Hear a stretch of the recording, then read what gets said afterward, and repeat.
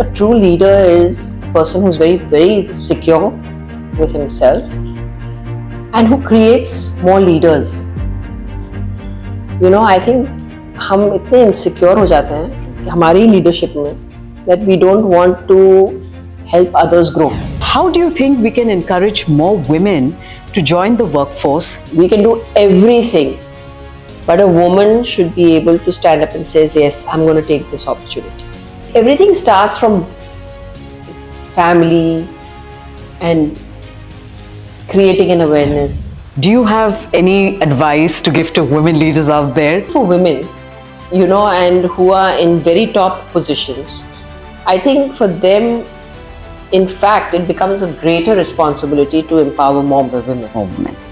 Right? Absolutely. I completely agree. Yeah. Yes. It does become a greater responsibility because they have gone through that struggle.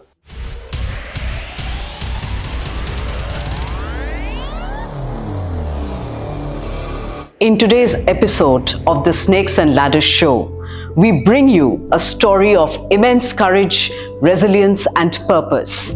Our guest has faced some of the toughest snakes life could throw her way: personal loss, societal challenges, and the weight of public expectations. Yet, she climbed the ladders of hope with an unshakable resolve to serve others and make a difference. From championing causes like health, education, and community empowerment to continuing the legacy of a family known for its compassion and service, she has carved her own identity as a trailblazer and change maker. Ladies and gentlemen, we are truly honored to welcome in our show today none other than the incredible Priya Dutt. And today we will be delving into her journey, learn about the snakes she's crushed, the ladders that she climbed, and of course, her vision for a better tomorrow. Welcome to our show, Priya ji. Thank you so much, Ronita. It is so overwhelming, and I am extremely honored to have you in the Snakes and Ladders show. Thank you for having me, and I really feel really happy being here.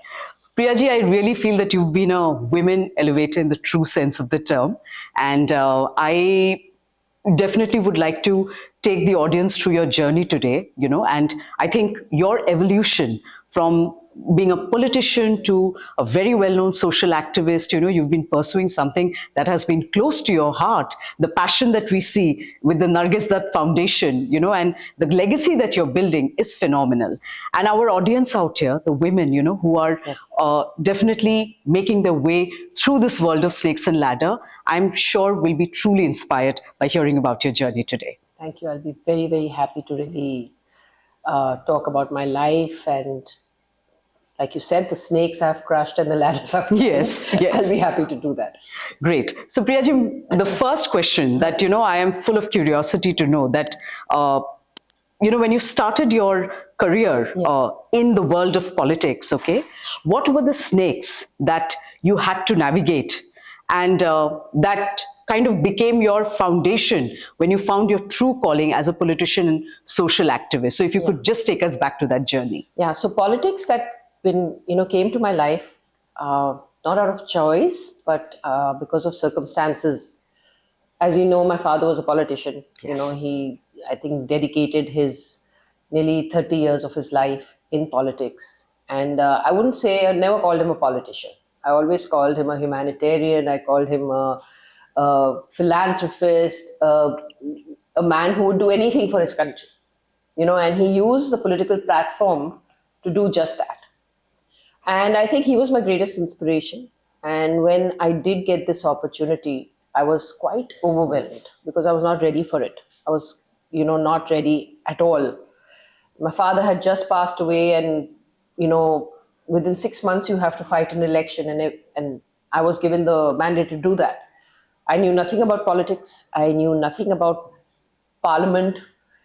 I was so consumed with my own life, just married, pregnant, not knowing, and didn't want to know about anything else except my baby going to be coming soon, my life going to be very different from what it was.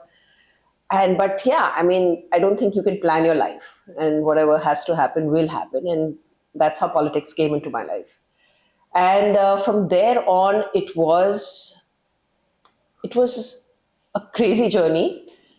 And yes, there were a lot of I think, hurdles and obstacles which I had to kind of overcome. See, I had no mentor, or I had not someone who had groomed me for politics. Yeah. You Yeah. know, my father was my hero, and I'm very proud to say that. That anybody says, "Ki aapke, who's one person you look up to, or who's your hero?" I always say I'm lucky enough that it's my father, Yes. and I've always looked up to him the way he led his life. So, but in and he created such a great name for himself that there was respect across the board for him. So I think that was a very great advantage for me when I entered politics, because everybody knew my father, though he wasn't there. But I think the respect was so great that I automatically got that kind of protection, so to speak, True, from a true. lot of people True. in the fraternity, and they welcomed me so beautifully. I remember first entering Parliament, and I was like this college student entering a new college. Didn't know what the hell was happening, but it was a very warm feeling, because Wow. everyone was so nice, and that's how my journey started. But the struggles also started at the same time, and I started understanding what politics was. I started understanding what the ambitions of politicians were. Okay. Okay. What extent can you go to kind of achieve that ambition? Okay. So there were a lot of things which I had to learn, and it came to me like all of a sudden, and I started understanding a lot, because I said, I got this ticket to fight an election so easily at a time when I was not even ready. Maybe I didn't even ask Yeah. for it. I didn't Yeah. even want it, but I got it. Then, on the other hand, I see people who are struggling for years on, working from grassroots level to one fine day, hoping that I'm going to get a ticket to fight an election. Fight election. Yeah. So that was a learning for me. I never even realized that at that time. So yes, there were a lot of people who were in politics for 30 years, 20 years, working on ground, who missed out on that chance of getting that ticket, but I did. And I realized that much later. So yes, at that point, I struggled a lot trying to kind of navigate my whole journey through all these people, you know. And it was difficult because I had no one to guide me. I think what most of the seniors thought they could do was that she's doesn't know anything. She's a kid. Yeah. I was not really a kid, but I was still, young compared Yeah, to yeah. them who have Exactly. vast experience. Yeah. Can mold her, can tell her what to do and all. She'll do it. But they didn't know me like my father did. Yes. In fact, I remembered seeing you on the screen, when you were making your debut Yes. as a politician. I must have been in college and I Yeah. saw you on the screen, all, vibrant and, dazzling. And, I was like, okay, this is Sunil Dutt's daughter. And of course, Sanjay Dutt's sister. And Right. there she is making a foray into the world of politics. So how did you feel when you were, just, entering the parliament as the I was newly scared. elected MP? I was Yeah. scared. I mean, I had to put up this very brave front. I had to, but I was so nervous and I was so scared because I had to, it was overwhelming. I was getting into my father's shoes, and those shoes are too large to fit into. And so there was a lot of conflict in my mind as to how am I ever going to be able to achieve? Yes. How am I ever going to be able to make a mark? And plus I had a little baby who was just a few months old, Yeah. Yeah. and a family, a very new family. And so there was so much to balance, so much to learn, so much to kind of give back. So my first day and the first few, I think a year at least, was quite chaotic. Quite chaotic. I think in spite of the chaos, you really navigated Yeah. that journey very beautifully. And I'm going to ask you a question. I know it's going to be a little, maybe a bit off in terms of, what my regular segment of questions are. But when you look back, Yeah. and you see yourself, Sanjay Dutt and Namrata Dutt, the three illustrious, kids of the illustrious father and mom, were you always the natural successor into this world after your father? I'm sorry, I'm going to be No, yeah. asking you this boggling question. There's I no asked myself comparison. the same question: why me? And so one day my father said, oh, you have three kids, they are so different from each other. So he said, they've taken all the qualities from my wife. Okay. She was a great actor, Actor, and she was a very yes. spontaneous actor. That is my True. son. She was a very elegant lady who knew style, who knew this. That's my other daughter, Namrata. Okay. And she was a very compassionate uh, social worker, and that is my youngest one. Okay. And I remember in one interview, he also said, my sister and me were there. He's saying, this is my princess, my older sister, and this is my worker child who will work.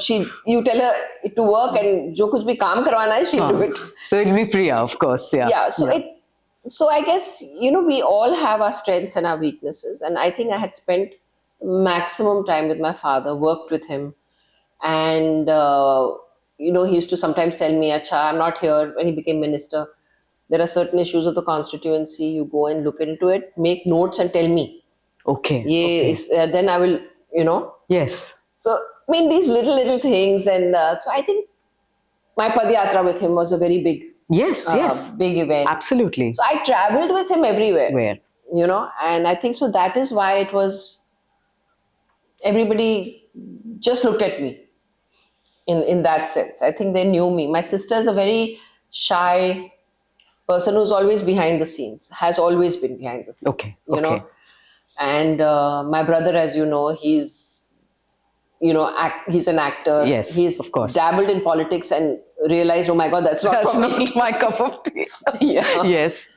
So I guess it just happened Yeah. that.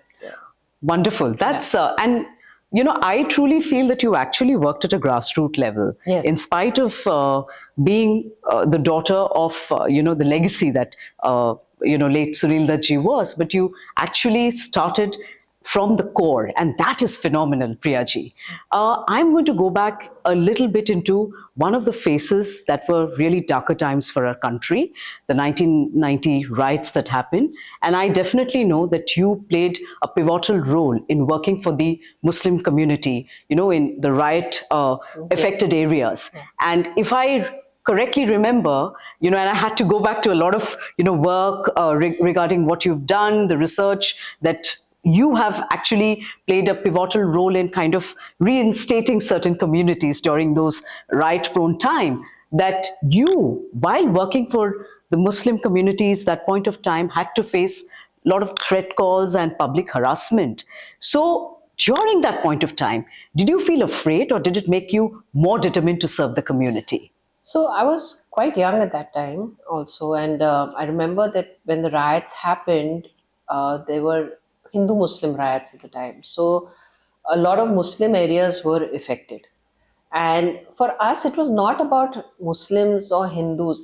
Any area that had a problem, which was badly affected. And I remember in certain areas, everything was cut off. There was no food, there was no water. Children were really, without anything. And we were taking trucks of food and supplies and going into those areas to distribute whatever was needed. And so a lot of people were donating grains, ye, wo, the other. And I used to collect all the neighborhood kids in our bungalow and say, now we'll start making food packets. And I put in the trucks and then start distributing it into the areas. But yes, I think it was misconstrued. This whole thing was misconstrued into making it that, oh, you are so pro-Muslim, and you are, that Hindu-Muslim thing was happening. It was like a burning issue at that time. And yes, we did get a lot of flack on that. My father did more than me. And but I think it was very clear, and people who knew my father, people who knew what kind of people we were, that it was not about, we were not looking at who is a Hindu and who is a Muslim. We were looking at who were the victims. And that is what our approach was. And even today, if ever, God forbid, if there is a problem, I'm not going to look at the religion of the person, True. you True. know, to say that if I should help that person or not. I run the Nargis Dutt Foundation, and Yes. people from all walks of lives come to me, the most neediest of the needy. And we'll never question them of their religion, Religion. Yes. you know. And I think that's a true essence of being a humanitarian. Of course it is. And I think we have known you first as a humanitarian, Yeah. then a politician. So definitely, I think it speaks a lot. Going to the Nargis Dutt Foundation, Priyaji, I know that the Nargis Dutt Foundation has tackled healthcare in underserved areas. Yes. Now, what's been the hardest part of sustaining these initiatives, in remote regions? If you Yeah. can tell us about that. So when we started Nargis Dutt Foundation 42 years ago, right after my mother's death, that was in 1981, and my father had set up this, with the help of people in the US. It was all their well-wishers, people who had really supported my father. They all said, and my mother's desire, where she said, you brought me here from India to get me treated. How many like me can afford this? Afford this. True. True. There are families who love their wife or their daughter or their sister or any member of the family as much as you love me, but they can't even afford to consider bringing them out of the country. And there is nothing there in India. And at that time, there wasn't. So they decided that they raise funds and equip rural hospitals with cancer care equipment. Okay. So initially, it started with that.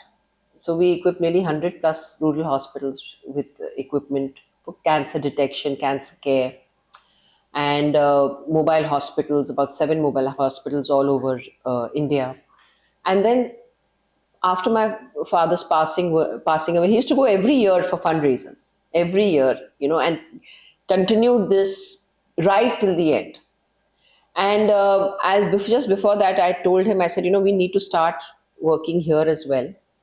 And we used to support patients, but not in a very big way. Jitna bhi hamare se hota tha, he used to do. True. And when we started, we realized that India is now already well equipped. We have got the best hospitals, the best doctors. What is needed is to intervene where the patient's treatment is concerned. Now, cancer treatment is so expensive. Yes. And, people abandon their treatment because of lack of funds. So we ensure that that doesn't happen to patients. So we work very closely with Tata Memorial and so many other hospitals. And we got into education. That is very close to my heart because I feel education is the key to really change a person's life. You can overcome Very true. anything if you are educated. Especially for girls. A girl once educated can stand on her own feet and do anything in her life. Absolutely. Yes. Yes. That whole system of dependence, either you're dependent on your parents, you're dependent on your husband, you're dependent on your son. The moment a woman gets that freedom, financial freedom, I think there in itself she's empowered. So we encourage that. We've got about 500 odd students at any given time in our scholarship program. Okay. From the poorest of the poor families. We have boys as well, but majority are girls. And they are brilliant students, and I've seen that how they've actually transformed their families, come out of poverty just by being educated. And today they work in corporate companies. Somebody is a doctor, an engineer. It's amazing. It's amazing to see that. Very inspiring. And It's really. And I think these kids are the most inspiring to so many. Yes, absolutely. I couldn't have agreed more on that front. But phenomenal work done, Priyaji. And I mean, the more I read about Nargis Dutt Foundation, I had the opportunity to even visit your office. So I was looking at, the different ambit of work that's being done, whether it's healthcare or education, or even, for the social upliftment of the underserved areas and people living there, which is truly it speaks volume of the work that your foundation does. Thanks. I am now going to get into the other darker phase of life that you have gone through, and I know that during that time you were the strongest pillar of the family. And here, this is the phase when your brother was the superstar of Bollywood, was facing difficulties. So I'm very curious, keen to know, as a woman, that point of time, handling your own work and then the family bit of it and that challenges, how did you navigate through it? Here I want to say, I think I would like to talk about my sister also, because I think she's been one of the strongest pillars of our family right from my mom's time. Because when my mom died, I was only 14 years old. Okay. Yeah, my sister was I think 19, and my brother 21, and she kind of held on, to the family, and sacrificed a lot for all of us. And I think I always say she missed out on those teen years, where They're growing all of up, that, and yeah, you have exactly. fun, you can do so much and all. She really missed out on that. And and I think she's always been there, a solid support for me, for my brother as well, always behind the scenes. Okay. And even during my brother's time, I think it was both of us who kind of held on everything. We kind of share responsibilities, so to speak. I'm maybe more in the forefront. She's more holding fort at home, kind of thing. And, so yeah, those are very difficult times. Those are very difficult times. And I remember when that had happened, and the moment we used to go out, either go out to eat, Yeah. go to a restaurant, stop by somewhere to pick up something, heads used to turn, whispers used to happen, that, and we knew what they were saying, right? Yeah.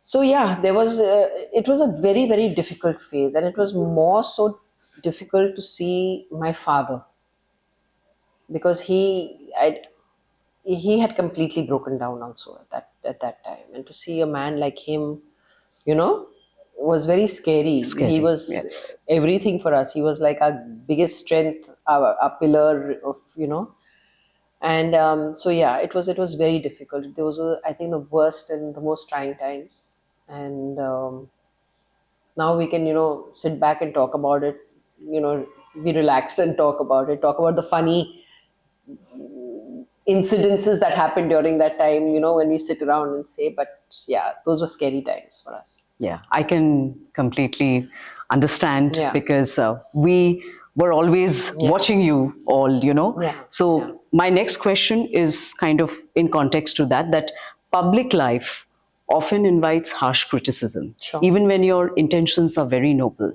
So how do you deal with judgment or backlash, especially when it involves your family's legacy? Initially I used to get really angry, and at that time, at least we didn't have social media. So we used to, whatever we used to Yeah. see was journalists writing stuff or in the papers, newspapers, and that used to make me really angry. And my father used to always calm us down, that don't, it's not worth it. This is today's story, it'll be over tomorrow. Do not react. The more you react, the more backlash you will get. So just let it be. What your conscience is, what is right, just keep it to that. And I think I've really followed that to the T, because I don't react. Today, even till today, when I write about my brother, or I write, there are so many trolls, and I sometimes see those messages, Yeah. and there is a moment I want to react, and I hold myself back and I say it's not worth it. It really isn't. Yeah. Yeah. Yeah. Because these are, and today social media has become, I feel it's become so toxic, that people who are faceless, who can just sit behind their computers, with without any accountability, are commenting on everything under the sun, without even knowing the context of it. Absolutely. Very true. Yeah. Yes. So I think, and it's very sad to see that. It's very sad to see that. But I think this is the world we are living in today, and we have to accept it. And and take it in your stride. So I do not react. I do not react. Yeah, and I think it's very easy to judge when Yes. you're on the other side. Yeah. And of course, you rightly said that social media today has actually become a place where people bring in those judgments. Exactly. Without stepping back, without reflecting, without that humanity, without that Yeah. compassion. I think it is honestly becoming very toxic if, I have to Extreme. And resonate I with see you. so many youngsters who are trying so hard, like a talented singer or a talented actor or talent, and the way they're trolled, or how they're insulted on social media, and I feel that they really have to be very strong young people, having to take this constant barrage of criticism Yes, and yes. hate. Yeah. More than criticism. I think criticism is good, constructive criticism is good, but hate, it's really sad. In fact, Priyaji, you will be quite shocked to know that when I started with this talk show series, Right. and of course you talk about the talk show, you talk about this, course, yeah. movement, about this cause which is very close to your heart. I have been also seeing trolls coming my way, and then I would, sit back and question myself that Yes. this is a need of the hour. We are building narratives and stories for women out there, who truly want to elevate themselves, and there are people who are out there bashing up, Bashing you up. And yeah. like social media can be used so positively. Exactly. Now, like what you are doing. What so many, I've seen so many great podcasts and so much of information, good information. I mean, I hope we could keep it to that, Yes, yes, yes. True, true. Yeah. So I'll now go to the next question, Priyaji, and this is going to be something I'm sure you must have felt very deeply. That have you ever struggled with some amount of self-doubt, or feeling overwhelmed by the towering legacies of your parents? Because both Sunil Dutt and Nargis Dutt, they were icons. They're legends Yes. that we still remember. How did you navigate through that? Yeah, I think that's a great question, because I think that I've gone through a lot, that self doubt of will I be able to, will I be successful in doing something? But the kind of person I'm a very stubborn person. My father used to, I think, warned my husband about that. Okay. Saying, please, you have to remember she's extremely stubborn. Should know how to handle her. Okay. Yeah. So, and for me, you remember, I'll take you back to the time when I said that, there were people who wanted to mold me, Yes, make me a yes. certain way. And I used to get this constant thing. Dutt साहब अगर ऐसे होते तो वो इस तरह से काम करते. हाँ, okay, okay. देखिए, आप जो कर रही हैं वो सही नहीं है, दत्त साहब ऐसे नहीं करते. So that was that constant thing, that what you're doing is wrong. You should be doing it this way. You should be doing it wrong. So till the time I told them that I am not Dutt Saab, I am Yeah. not Mr. Sunil Dutt. तो मेरे काम करने का तरीका अलग होगा. True. And it was no disrespect to my father. It was, I'm following his values. I'm following what he has only taught me. But the way I will work will be my way. So that was something which I had to kind of really put forth, and people hated me for it. People loved me for it. There were really mixed feelings that, oh my God, what does she think she is? Or, there's that, the other, all that happened. But I said, this is the way I work. I don't think I have to give you an explanation. I may be wrong. I will fall. I will get up again. I will learn and try something else. But don't tell me how I'm supposed to work. True. So I think that, and if there are mistakes, there will be my mistakes. I'm not going to be blaming you कि अरे आपने बोला था मुझे ऐसे करने के लिए तो अभी देखो क्या हो गया. Exactly. Correct? Exactly.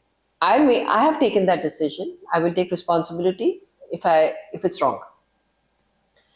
So I think that made a very big difference in the how I kind of then moved on in my career. That's the time I kind of stepped out of the shadow of my father, and people started recognizing me as Priya Dutt. Priya Dutt. Yes. Otherwise it was always, I'm still very proud, and people still look at me and say, this is Sunil Dutt's daughter. but they still say that this is Sunil Dutt's daughter, Priya Dutt. Yes. So I think that makes a very big difference. Very well said. And I think this is something that we should all contemplate about, that you can be course. your parents' children, but you will still come with your individual persona, your identity and thought process. But definitely, Priyaji, that is something that should be an inspiring note for all audience, women listening to you. Priyaji, in the journey of women elevation, I truly believe that parents play a very integral role in shaping that girl's life, just the way your father and your mother did. So I would like to know from you, because you're a parent yourself also, that what do you think should be the role of parents in shaping a girl's life so that she feels empowered and elevated from the very beginning? I think it's the most important thing is how you're raised by your parents. And what have you been told as you're growing up by your parents? I mean, we were two sisters and one son. And the way my father raised me was, he never stopped me from doing anything. He said, do whatever you need to do. Always remember the family you come from. Okay? That don't, हमारी जो इज्जत जो वो खराब मत करना.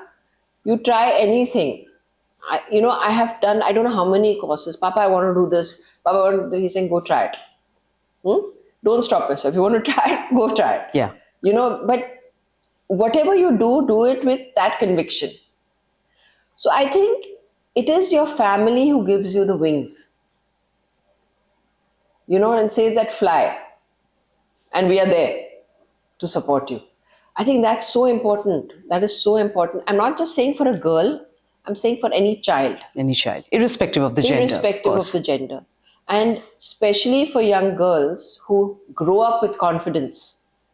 Yes, absolutely. I think that's the key, to grow up with confidence. And that I see missing in many kids today. When I look at many of the kids who come to me also, only the mothers come sneakingly saying that my husband doesn't know, but I want her to study. Okay. Because they to uski shaadi karwa denge jaldi, or I want. So we have to counsel the parents first. So I think that is what is so, so important. Absolutely. And I'm telling you, my father, there was a time when I remember people asking me questions after the Padyatra and all, what is your greatest fear? I said, I have no fear. I've never looked at something and said, I fear this, I fear that. I don't have any fear. And I think that is because of the confidence my parents gave me, my father gave me.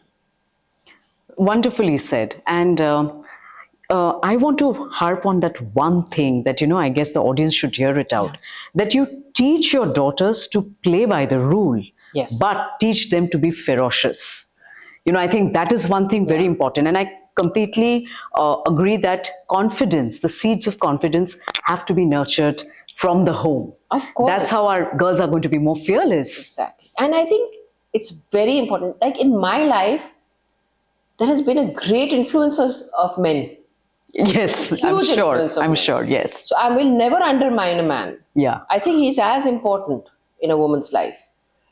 My father, to begin with, okay? Yes. He was my greatest strength. My brother, who's always stood by me, he'll always tell me, whatever decision you take, Priya, I'm here with you. Just saying that makes you feel, he's Absolutely. there. Okay? Yes. Since I've been a young girl, okay, anybody, but they knew my brother was there. Yes. I'm sure, yes. The towering Sanjay Dutt, yeah. of course. So he was always that one ace I had up my sleeve. Yeah. And my husband, when I was in Parliament, I was pregnant. Like I said, I was pregnant, a new baby, I think if he wasn't there taking care of so much, I may have not been able to pursue this. Yes. And today my two sons, who are like my greatest strength. Yeah. Yes, I do see so many updates with your sons. Yes, beautiful. And I make it an effort, and I think it's the most important thing that I teach them, is respect. Respecting a woman. I always tell them, you are going to get into relationships, you're going to be married. How do you treat your girlfriend? How do you treat a woman in your life? I think teaching them that respect is most important. Again, with an understanding that she's your partner. You are not above her, nor is she below you. She is equal to you. She's your partner, and you will treat her as that. So I think parents, see, we were kids. We had parents who taught us. We are parents today. We are going to be teaching our children. Yes. So that thing carries on, right? Absolutely. My sons will teach their kids the same what I teach them. Yes, yes. So rightly said. Oof, this is so empowering. I mean, I already feel so empowered listening to you, Priyaji. And this is one of my greatest moments of being motivated by someone like you, by a leader like you. So thank you for answering this question. I am going to now delve a little bit into the world of politics for women. And I want to know your opinion that what do you think are the biggest challenges that women in politics face today? Women, I think I can talk about myself, and I think it depends on what a woman wants out of her life, And for me, I was very clear right in the beginning that once I'm in politics, I'll give it my best shot. But I cannot be in politics forever. And I think I was one of the first people in an AICC meeting, I remember, and in a speech, which I think nobody liked, I said there should be a term for every politician. Okay, that's quite interesting. Yeah. So I said, everybody should have a term, right? Have 2 terms. I said that's the only way new people will have a chance to come in. Rightly said, yes. Otherwise, once you are in politics, you are a member of parliament, you'll remain there forever. Yeah, yeah. The age of 80 or whatever. Correct? But then what happens to all those people who are working on, right, starting from the youth to the May, will they ever get a chance? They're like a forever waiting. Forever waiting. Yes. So, but nobody liked that suggestion, and I think it was rejected immediately. So that was my belief. Okay. So I said, I'm not going to do it forever. For me, I love my freedom. I love my freedom. So after a while, I realized I can't do much more. I've given it my all. Best. Yes. Now there is nothing new I can bring to the table. Okay. And I felt that I think the people needed a new approach, a new vision, which somebody else can give them. And that's how I took a back step, from politics. I felt like I wanted to get out of that box. I wanted to kind of spread my wings, and do many other things. And I think that's exactly what I did. But that was me. Now it depends on what a person is looking for in their lives. Yes. Correct? Some people are so passionate about politics who would say that, listen, this is my life. And if they are able to do this, hats off to them. I will never say that, and I've seen people who, for them, politics is a 24/7 job. Yeah. A job. And actually, politics is a 24/7 job. If you're not able to give that 24/7, then you will slowly be out of it. Or you'll remain in that position, you'll never grow. Yes. Yes. So these are the different aspects of politics. Okay. And so I think you have to understand yourself first. See what do you want in politics. And yes, there are a lot of struggles. You have to, like you said, to climb the ladder, you have to crush a lot of snakes. Yes, lots. Rightly said. Lots. So there are a lot of snakes in the world of politics. I think that answers the question very well. Wonderful. Now, there is this thought that came to my mind, and honestly, I was looking at the ministers who formed our Maharashtra's government at this point of time, and I came across this starking contrast, okay, where I see whole lot of male politicians and there were 2, 3 faces of women popping up. Now, hate me or love me, but I want to know, do you think our nation prefers male politicians over women leaders? And is there a possibility that we can change that narrative to bring more women into positions of power or of decision making today in our country? So I feel, yes, of course you can. And I think our country has come a long way still when you compare it to what it was. And in many aspects, I think women have come in the forefront in politics. I think ours was the only country which had Indira Gandhi as the Yes, prime minister. of course. Compared to so many Other countries. other countries, and she was a strong leader. And we have some very good women politicians today. But yes, I still agree. I mean, there has been this whole women's reservations bill, which has still not been implemented. It should take Yes. quite a while to Yes, implement. So yes. and of course it's going to be that sense of insecurity amongst the men will be huge. Ask me. Yes. Once that 50% Insecurity. comes up, I think that's why they're expanding parliament so that they Absolutely. can adjust everybody. And so I think it will happen. I think a lot of, like I said, the question you should ask is why so many women are not wanting to get into politics. There are women's reservations even in corporate elections. And I remember when I was MP, we couldn't find women to fight. So it used to be ex-corporator or ex-something would give his wife the ticket. Or, that kind of a thing happens, which is also fine actually. But so not many women want to come into politics. Number one is, I think they multitask. A woman who runs a home is like, it's not an easy task running your home, taking care of your kids, taking care of your in-laws, taking care of your family, and then giving 24/7 to the community, to the nation, to the society. nation. And people, once you are an elected member, your constituency does not understand you are doing a job for me, so I'm going to call you anytime and you should be available. So there are a lot of things which you have to kind of look at. A woman's job is not just, it's not like a one track thing. Is it fortunate or unfortunate, but we come with multiple hands. Yes. Yeah. Right? Yeah. I think that's why our goddesses are the depicted with 10 hands. True. because that's how we are. So I think it depends on each woman as to, what does she want in her life.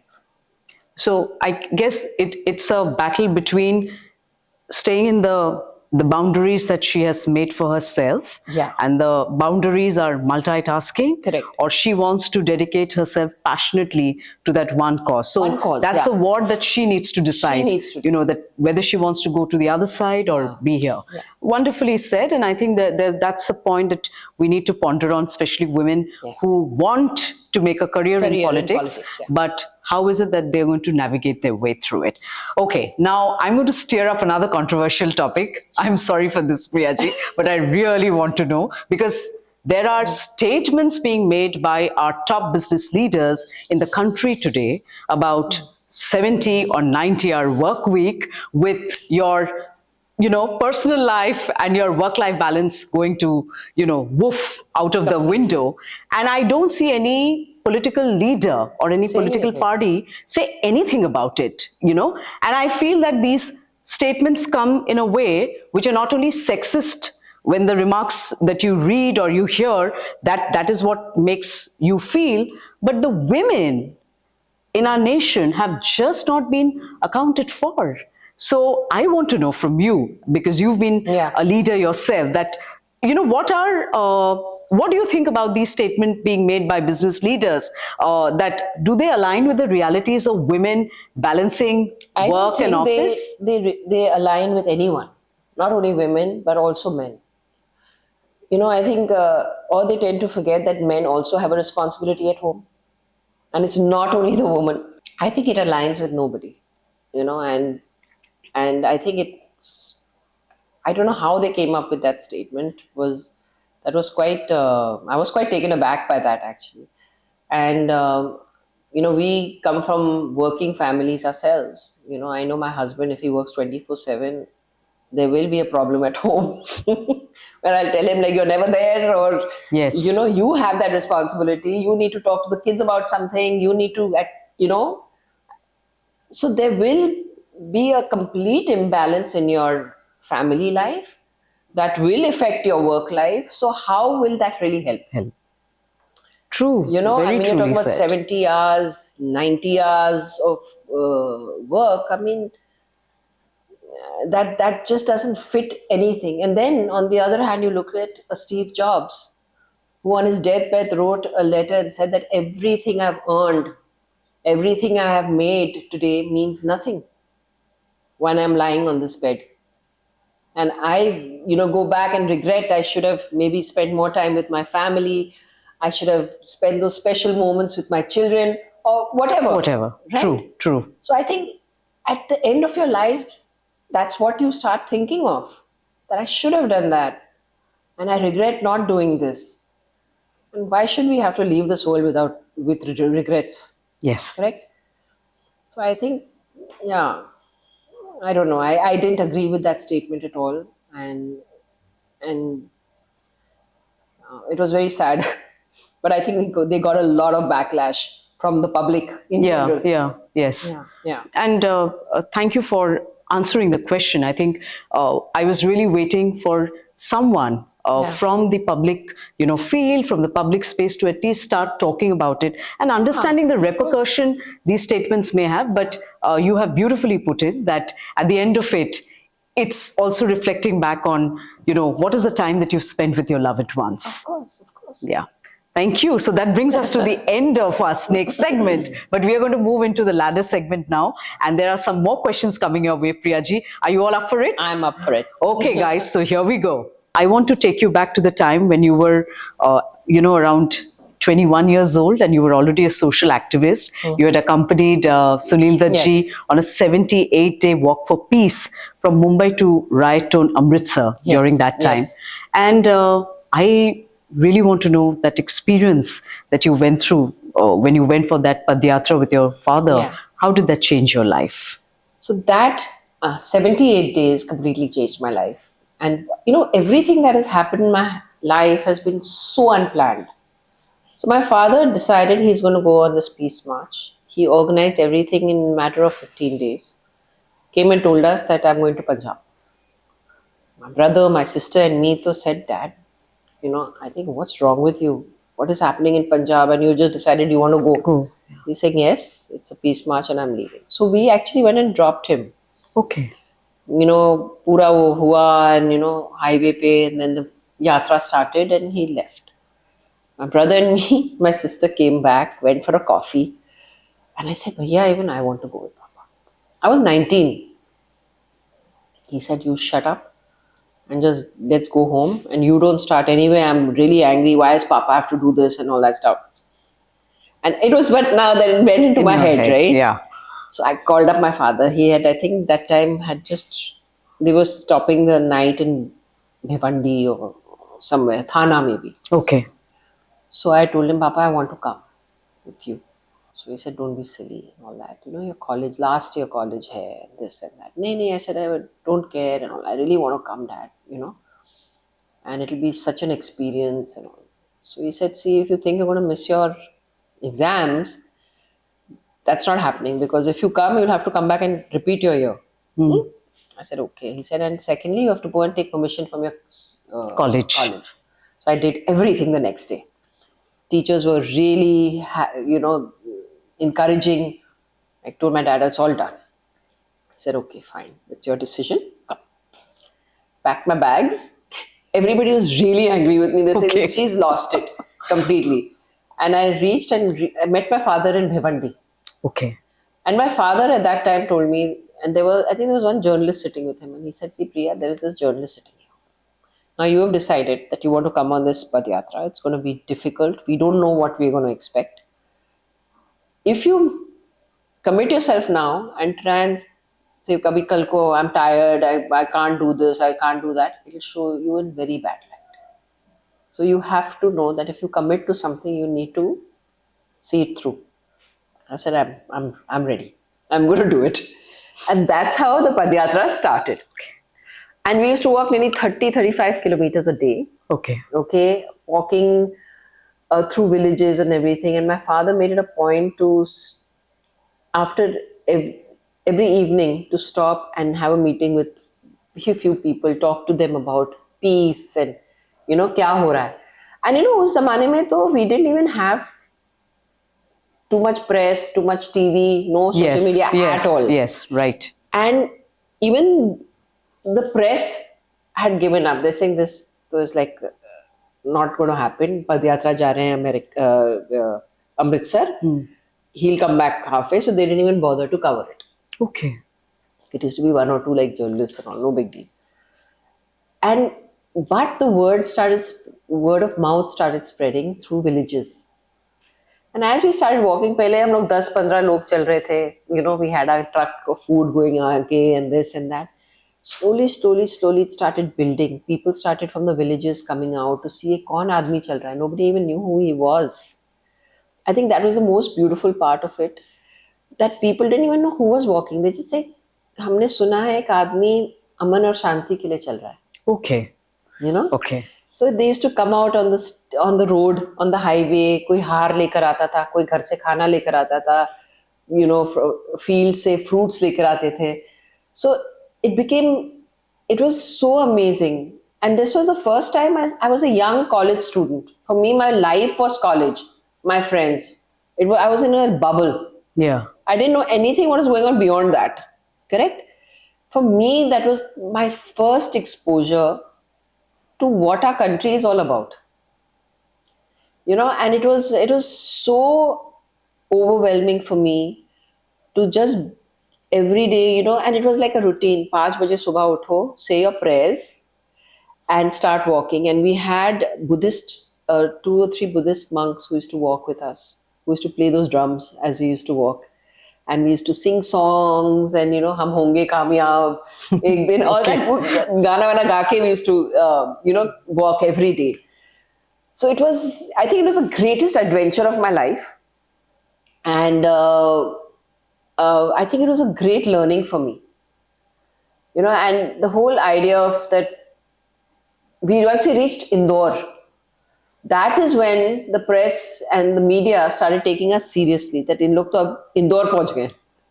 And that was, I think, the first major city where we reached, where there was, press came and things like that. And the first time my sister and all came to meet us over there. Tab to there was nothing, even to make a phone call was like, landline and all. Yes, travel like kilometers. Yeah. So, and it was so amazing. It was so amazing. Wow. And, sabke पैरों पे छाले, and so I was given the duty of taking care of everybody's medicines and taking care of everybody's health and food. The khana menu and everything should be all ready. And so they used to call me the Nightingale. I was the only girl in that whole Padyatra. So everybody, morning utke sabko tablets dena, vitamins, everybody has to be healthy. Kiske पैरों पे छाले आ गए, to cleaning the wound, put patti, malam and everything. So it was such an amazing experience. And of course, as we were reaching Punjab, it became more and more tense. And then that's the time we started getting a lot of threat letters, and we used to call it love letters. Okay. उसमें लिखा रहता था कि don't even think of entering Punjab. If you enter Punjab, we will kill you. This ये हो जाएगा, वो हो जाएगा. So every time these letters used to start coming, and the police, the state police and all said, listen, you all have to take care of yourselves. We can give you information, but you have to make your own security circle. And we used to not even tell my father because he was so consumed, like he didn't want to know anything. He just knew that he has to reach. बीच में उनको jaundice भी हो गया था. Oh my God. And the doctor said he should not be walking. he told the doctor, don't tell me anything. Just see to it that I reach my destination because I'm not going to back down. And it was this constant, I mean, sometimes I feel I should make a movie only on the Padyatra Yeah. because it yeah. was such a gripping story. It is. When I talk about it, and I've spoken about it in many forums, it's like people are like mesmerized that this happened, actually that happened.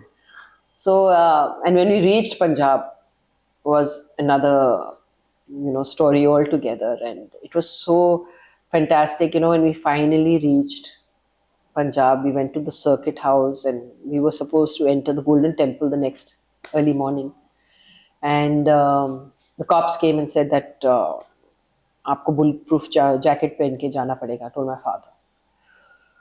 So my father said, ठीक है, आपके पास कितने bulletproof jackets हैं? क्योंकि मेरे साथ So many of the other, yeah. तो he's saying, नहीं, आपके लिए है. So he said, तो हाँ. And my father knew, you know, that's why he asked him that question. So he said, you think I'm going to just wear a bulletproof jacket to go? We'll not wear it. So he's saying, अच्छा ठीक है, तो आप, आप अपनी बेटी को नहीं ले जाइए अंदर, क्योंकि हमें उसकी सिक्योरिटी क्या है, बहुत incidences हो रहे हैं कि they've been disappearing and all that. And that was one thing which my father told him, and I think that made a huge difference to me, that my father didn't take that decision for me. My father told that cop that I can't take that decision for my daughter. It is her decision to take. He called me and he said, Priya, ke ye bol rahe hain ke this, and you shouldn't be going because of certain dangers and stuff. I got really upset. I said, Papa, I walked 78 days for this day. And now you're telling me, he's saying, I'm not telling you. It is your decision. And I said, nothing doing. I'm going to come in with you. And he told them, he's saying that's her decision and she will come in. Wow. So that is called empowerment. Truly. My father could have easily said, Acha Priya, you stay here, you're not coming in. And I may have cribbed, cried, but it would have been his decision. And so there are so many instances where he has very subtly empowered his daughters. But that has gone a long way to make us who we are today. Absolutely. This is making me very emotional, giving me goosebumps. In fact, Priyaji, that you've had such an overwhelming experience. Yeah, it was the most, and when we entered the Golden Temple, Ronita, it was the most beautiful experience, because the people there just kind of, the love they showered on my father. It was, he entered the temple and they just picked him up like that. Wow. It must have been phenomenal. Yeah. It's bringing tears to my eyes too. Wow. Awesome. That's really beautiful. Really beautiful. I think they were just testing us through the journey. What is your intention of coming? They had never known of anyone who came with just nothing he wanted. He just came with the intention of love and peace. Wow. Wonderful. Wonderful. So it was a very beautiful experience. So ladies, that's the fearless and full of grit Priya Dutt for us. It's really making me emotional. I mean, I no wonder, when you're sitting here today giving this interview in the Snakes and Ladders show and having this conversation, I'm so confident that you're going to touch so many lives. And thank you for inspiring us. Thank you. So we'll now move to the next question. And my ladder question to you here is that who, apart from your illustrious parents, have been ladders of inspiration for you, Priyaji? For me, Ronita, I think my inspirations have always been the common man. When I see the lives of so many people who've gone through so much in life and have achieved so much in spite of that. For me, that has been my inspiration. Like I've always worked with people from the grassroots, or I've always worked with our kids or with patients or whatever. And I always see how strong they are. My brother is another one who is a great inspiration for me, because he has taught me that you can have the toughest life, yet come out of everything without hate in your heart for anybody. Still have a smile on your face. Many people come out so bitter, Yeah, yeah. correct? True. And for them, the world is the worst ever. But he has never been like that. And he has had falls, like I think everybody knows. Yes, of course. Many falls. Many. Many and, falls. And he has... He has always gotten up Yeah. and fought again. He's hit rock bottom. For a man who was the number one star at that time. I think his career was on like an upward Absolutely, rise. absolutely. And then you fall to ground zero. And you have to again get up and work your way up. And he's done it not once, he's done it so many times. So that shows his strength. It shows that, and he doesn't have a issue in his heart for anybody, that hate or that bitterness for anybody. So I think that's a big inspiration for me. He went through his illness also, and the way he's fought that illness, he used to always tell me, if you don't call me a patient, if you call me a patient, then that's not going to work for me. Yeah. So I think he is, and that he's an inspiration for me. He's an inspiration for many as well. I think his story is also about resilience and evolution. Oh, yeah. I think when I look at Sanjay Dutt and the journey that he's had, his journey, it's yeah. always I think reminds us of that bit very, very strongly. And he still has that childlike heart still today. He may be whatever age, but he still has that softness in his heart even till today. That's why many people feel that I'm the eldest in the family. Even I felt that, exactly. Yeah.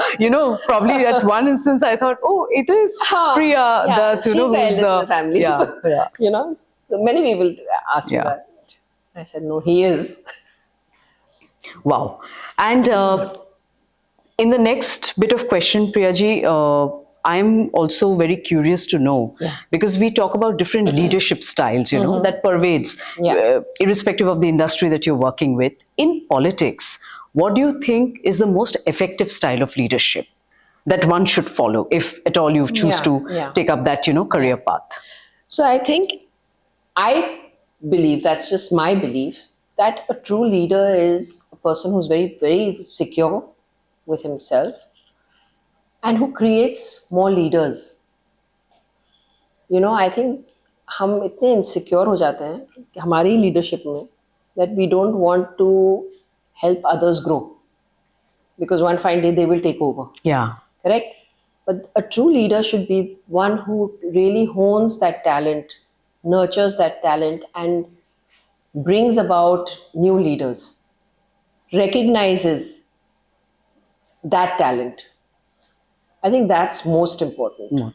Most important. Because how else will things move on, right? How else will newer people come in? So for me, and I've been in a very small leadership role because it's my constituency, and for me, as that leadership, in that leadership role, I think for me it was very important to empower our grassroots workers, because everything starts when your bottom is strong, when your foundation is strong. Correct. Right. You may be doing anything up there, but if your ground is only now shaky, then nothing percolates down, right? Absolutely. Correct? Yes. So very important to make a very strong foundation. And that foundation is your grassroots level workers. So a leader must never be afraid of creating successes. And that is how I think he allows his legacy to be carried forward. Wow, this is so inspiring once again. And I have been kind of looking at, women leadership at the top as well, from the politics or the political paradigm point of view, Priyaji, Yeah. once elected to office, do women represent women effectively? Do you really feel so? No, I don't think so. I'll be very honest with you. What is your take on that? I think it's again insecurity. I think that woman has come in with so much struggle, and if she very easily brings another woman up to that fear of me, yeah, and so sometimes they say that kahavat hoti hai na, that a woman brings the woman down. Down, yes. Of And course, yes. That's a saying, औरत ही औरत की दुश्मन दुश्मन होती है. होती है. Correct. And I think, yeah, in many ways that does happen. In many ways, there is always that conflict that no two women can be on the same position, or the insecurity of bringing another woman. So once they're at the top, I think women leaders may just want to enjoy that exclusivity instead of bringing. I've seen that a lot. You will empower a woman, but up to a certain level. Okay. The moment there is a woman who could be your competitor, then it will become a problem. Do you have any advice to give to women leaders out there that, how should they break this glass ceiling? They should just break this piece of, myth. Yeah, like I said, I think a great leader is someone who's very secure with themselves. It could be a woman, it could be a man. And especially for women, and who are in very top positions, I think for them, in fact, it becomes a greater responsibility to empower more women. More women. Right? Absolutely. I completely agree. Yeah. Yes. It does become a greater responsibility because they have gone through that struggle. They know what it is to be in this and how they've come up in this this ladder. I think so they become inspirations to so many women like them. So there has to be that sense of security, I feel. I think that comes down to,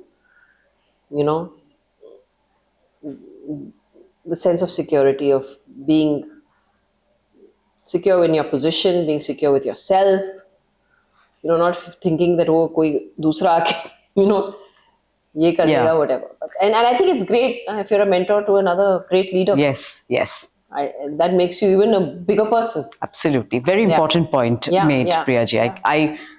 I definitely want women leaders who will listen to this talk show and this conversation to think about this point made by you.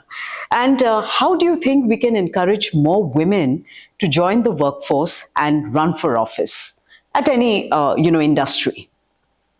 What do you think we can really do? I know that we are talking about women equality, women liberation and empowerment and everything, but the core of women elevation is where how we bring back more women into our workforce and look at them, train them, mentor them to go up into position of leadership. So when we look at women equality, I think that word has become a little skewed, as we were discussing, because women, I wouldn't say are equal to men, not in a bad way. I think women do much more than men. So, when you do a man to woman comparison, a man looks at himself in that one role as the breadwinner of the family, the caretaker of the family. A woman looks at herself in multiple roles. As the woman of the house, as the caretaker of a home, the children, the husband, the in-laws.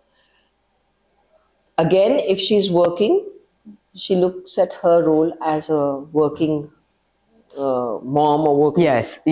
Yes. Her role as a leader in that profession. So look at the difference. True. Look at that difference. So, of course, if you want more women to come into the workforce, adjustments have to be made. When I was in Parliament, there was just 2 toilets for women when I had just joined. And I saw there are so many toilets for men, just 2 toilets for women. That was my biggest thing. Okay, now, and toilets became a big issue with me as a member of Parliament, because everywhere I went, and we had to go into so many areas and remote areas, and the biggest problem for me was, where do I go to the toilet? As a And the woman. basic problem. Yes. Basics problem. You see it in the slums, you see it in any place. The biggest issue is that toilets, schools, municipal schools, schools where we work in the remote areas. Women, young girls don't go to school because there are no toilets. So basic things. I mean, I'm with a little baby. Say if I have just had a little baby and I have to attend parliament, can I not take my baby and there could be a creche there? Yes. Can I not take my baby and be a creche in my office? Right? You have to make little changes so that the woman can give her best to your work. Very pertinent. Yes. You know? So she's relaxed. She's doesn't have that in her head that, I know many women leave their children in creches, but for a mother, just to be close to her child makes a very big difference. And I think her productivity will increase. Yes. Because the mind is off. Mind from is that. off. Yes. I used to be in parliament. My kid, I used to be always waiting that when is weekend going to happen and I can run home. It was literally like that for me. So I think there are a lot of little things which you need to make adjustments to, so that women can. I mean, it's not much. You're not asking for much, really. Now we are working at maternity leaves. You're looking at paternity leaves also, which is a great thing. It's a great thing. But don't take that against her. So many times women lose out on a job because of these issues. Oh, she'll get pregnant. Oh, then she'll have to be given maternity leave.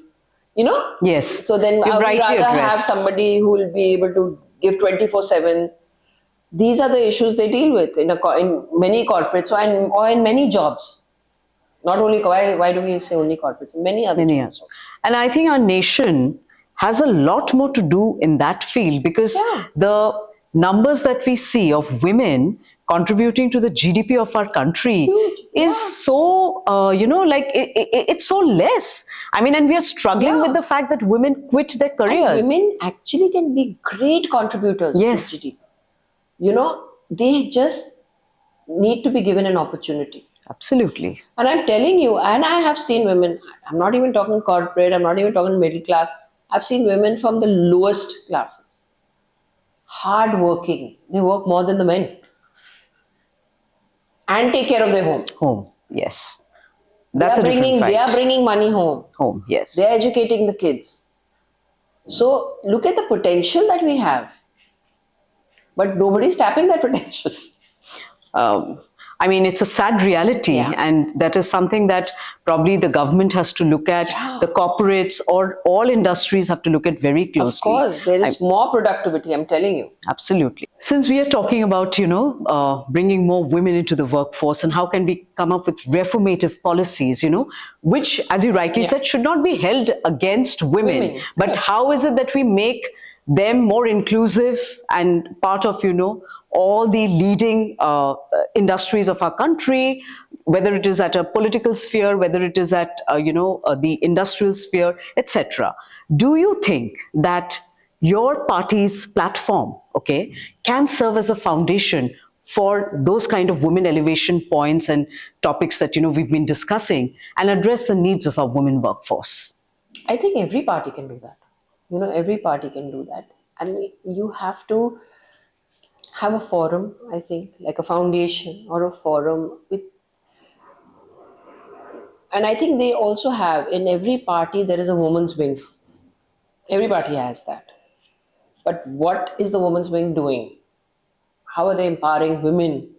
Or is it, so I don't, that's a very different outlook to what they do in the women's wing there, stuff like that. But I feel that bottom line is, what does a woman want finally?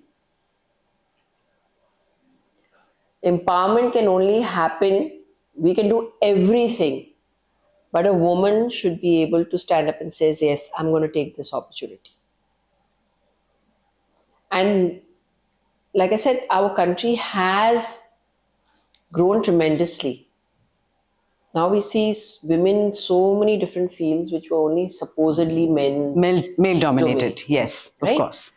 we see women pilots today. Youngsters have now said, like, we want to be pilots today. We've seen young women driving rickshaws. So that slowly, that glass ceiling is being broken. But again, I think creating awareness from families onwards, that to see what does a woman really want. I've met so many women who got married young, have had terrible marriages Yeah. because they didn't have a choice. But after that has happened, they have realized that, listen, I can do so much more in my life and have achieved amazing things. But why does she have to go through that to begin with? Correct? So everything starts from family and creating an awareness. Why do I have to counsel parents today so that they can educate their girls? Girls. Yeah. I have to tell them that how it's going to help them, how this girl will only come back to support you more than your own son. Also. you know. Yes. Yes. So all that has to kind of slowly change. It'll take a long time. Long time. Yeah.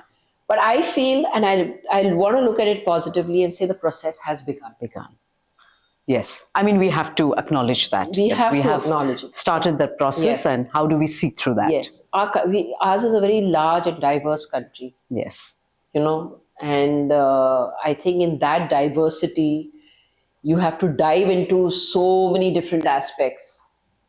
So it will take time. Yeah. Rightly said, and again, once again, wonderfully penned down. This gives us a lot of reflections to think about. And what I really love the most is when you put that question forward to the women, that they have to finally decide, or we women have to decide, that what is it that we want. Yeah.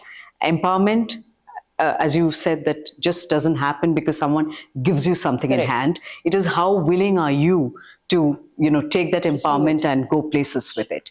Well, and that brings us to one last question in the ladder segment, Priyaji, that Nargis Dutt Foundation, which has been so very close Yeah. to your heart, and you've been working relentlessly on that. What has been the most fulfilling milestone when you look back, achieved by your foundation, that makes you feel proud that you've carried forward the legacy of your mother? I think where cancer is concerned, today, when people call me from different parts of the country, I feel really happy that how did they know about the foundation? First question, आपको कैसे पता चला?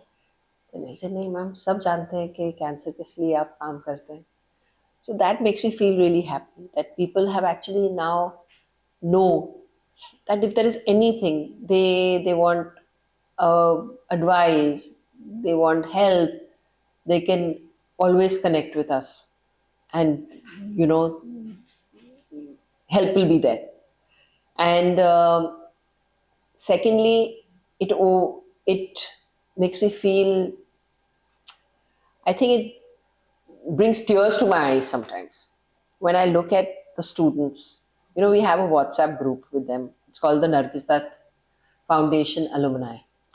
It's all the students who have kind of now passed out, have become CAs. One is in Australia, one is in Canada, working, settled. They've lifted their families out of poverty, and they are still in touch with us. And I think what was the greatest achievement for me was when one of these girls sent money to the foundation. Oh, that's wonderful. And she said, ma'am, this is for some student who needs it, like I needed it when I was there. So I think for me, that was, the biggest donation I got, Yes. And you realize it's very little that you do, but it goes a long way. It goes a long way in their lives. And so whenever I see their lives have changed from when they had come to my office to what they become, I feel very happy. I'm sure that is very satisfying, Yeah. very gratifying, feeling that you must be having. Needless to say, but with the work that you've been doing, you've touched many lives, through the foundation, and the story that you've been building, I'm sure will go a long way in inspiring millions of other lives. And we really, really want to wish you all the best, on that front. So we are now going to be moving to the last segment of the show, but the most interesting one, because Priyaji, I'm going to be playing the snakes and ladder game with you, the one that you've probably seen and heard about. And there will be moments of your snake, moments and your ladder moment, but we definitely want to see you reaching right there at the top. Oh God, okay. So are you ready? Yes. Okay, let's get started then. All right, we are now back into the most exciting part of the segment, the snakes and ladder game. I'm very excited because I'm going to see Priya Dutt playing the snakes and ladder. Yes. And Priyaji, as we have already explained, we're going to see you rolling the dice. Yeah. And we'll see where you take the queen and how soon you take the queen to the top of the, the game board. Are you ready? I'm ready. Okay, let's get started. Wow, that's a 6, the first shot. So okay. So Priyaji moves forward, and Priyaji, my first question to you in one word, rapid fire round. Sari or power suits? What's your go-to for a big meeting? Power suit. Okay, great. Let's have the next dice rolling.